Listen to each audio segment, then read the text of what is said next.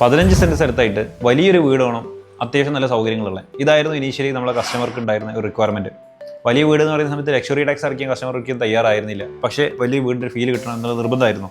അപ്പോൾ നമ്മൾ ഈ ഒരു പ്ലോട്ട് ഡിസൈൻ ചെയ്ത സമയത്ത്, പ്ലോട്ടിൽ നമ്മളൊരു വീട് ഡിസൈൻ ചെയ്ത സമയത്തായിട്ട് സൗത്ത് ഫേസിംഗ് ആണ് നമ്മുടെ റോഡ് വരുന്നുണ്ടായിരുന്നത്.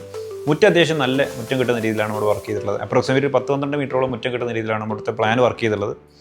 യൂഷ്വലി നമ്മൾ ചെയ്യുന്ന പോലെ തന്നെ വലിയ വീട് ആകുന്ന സമയത്ത് വിടുത്ത് മാക്സിമം കൂട്ടുക എന്നൊരു മെത്തേഡാണ് ഇതിൽ നമ്മൾ ചെയ്തിട്ടുള്ളത്. വീടിൻ്റെ വലുപ്പം കൂടുതൽ കാണിക്കാനായിട്ട് ഒരു 6 മീറ്റർ ബൈ 4 മീറ്ററിൻ്റെ ഒരു പോർച്ച് നമ്മൾ കണക്ട് ചെയ്തുകൊണ്ട് വീടിനോട് കണക്ട് ചെയ്തിട്ട് വെച്ചിട്ടുണ്ട്.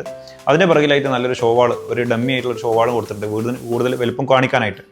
വീടിൻ്റെ അകത്തേക്ക് നമ്മൾ വരികയാണെന്നുണ്ടെങ്കിൽ വീടിൻ്റെ ടോട്ടൽ സെൻട്രലായിട്ടാണ് നമ്മളെ ഈ ഒരു സിറ്റ് ഔട്ട് വരുന്നത്. എൽ ഷേപ്ഡ് ആയിട്ടുള്ള സിറ്റ് ഔട്ടിനോട് കണക്റ്റഡ് ആയിട്ട് ഒരു ഫോമൽ ആയിട്ടുള്ള ഒരു ലിവിംഗ് റൂം വരുന്നുണ്ട്.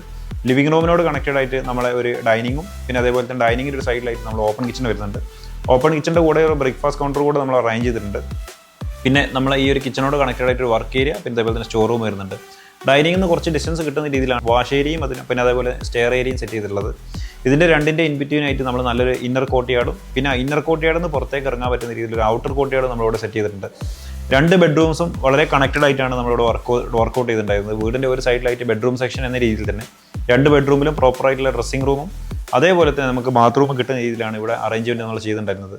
വീടിൻ്റെ സ്റ്റെയർ കയറി നമ്മൾ ഫസ്റ്റ് ഫ്ലോറിലേക്ക് എത്തിക്കഴിഞ്ഞാൽ ഫസ്റ്റ് ഫ്ലോറിൽ ചെറിയൊരു ഹാളും, പിന്നെ അതേപോലെ തന്നെ നമ്മൾ ഈ ഒരു ലിവിംഗ് ഏരിയ ഡബിൾ ഹൈറ്റ് കിട്ടുന്ന രീതിയിലാണ് നമ്മൾ ഫസ്റ്റ് ഫ്ലോർ ചെയ്തത്. വീടിന് കൂടുതൽ കാറ്റോട്ടം കിട്ടാനും, പിന്നെ അതേപോലെ തന്നെ കയറി വരുന്ന ആളെ ഫസ്റ്റ് ഇംപ്രഷൻ മാക്സിമം നന്നാവുക എന്ന രീതിയിലാണ് നമ്മൾ ഈ ഒരു ലിവിംഗ് റൂമിന് ഡബിൾ ഹൈറ്റ് ആയിട്ട് കൺസിഡർ ചെയ്തത്. ഈ ഒരു ഡബിൾ ഹൈറ്റിൻ്റെ സൈഡിലോട്ടായിട്ട് ഒരു ജസ്റ്റ് ഒരു പാസേജ് പോലെ, ഒരു ബ്രിഡ്ജ് പോലെയാണ് നമ്മളൊരു ബാൽക്കണിയിലേക്ക് പാസേജ് പോകുന്നത്. പിന്നെ മുകളിൽ ഇതേപോലെ തന്നെ നമ്മൾ കിച്ചൻ്റെ നേരെ മുകളിലായിട്ട് ഒരു ബെഡ്റൂമും, പിന്നെ അതേപോലെ തന്നെ ഫ്രണ്ടിലുള്ള ബെഡ്റൂം അങ്ങനെ തന്നെ നിലനിർത്തുകയാണ് ചെയ്തത്. ബാക്കിൽ വീടിൻ്റെ 2 എക്സ്റ്റൻറ്റിലായിട്ട് 2 ഓപ്പൺ ഡ്രസ്സാണ് വരുന്നത്. ഈ ഒരു രീതിയിൽ നമ്മൾ ഇവിടുത്തെ പ്ലാൻ വർക്കൗട്ട് ചെയ്തുകൊണ്ട് തന്നെ പരമാവധി നമുക്ക് കൂടുതൽ വലിയൊരു വീട് എന്നുള്ളൊരു ഫീൽ നമുക്ക് അവിടെ കിട്ടുകയും ചെയ്തു. പിന്നെ അതേപോലെ തന്നെ വീടിൻ്റെ ഏരിയ നമുക്കൊരു 2750 സ്ക്വയർ ഫീറ്റിന് ഉള്ളിൽ നിർത്താനും പറ്റിയിട്ടുണ്ട്.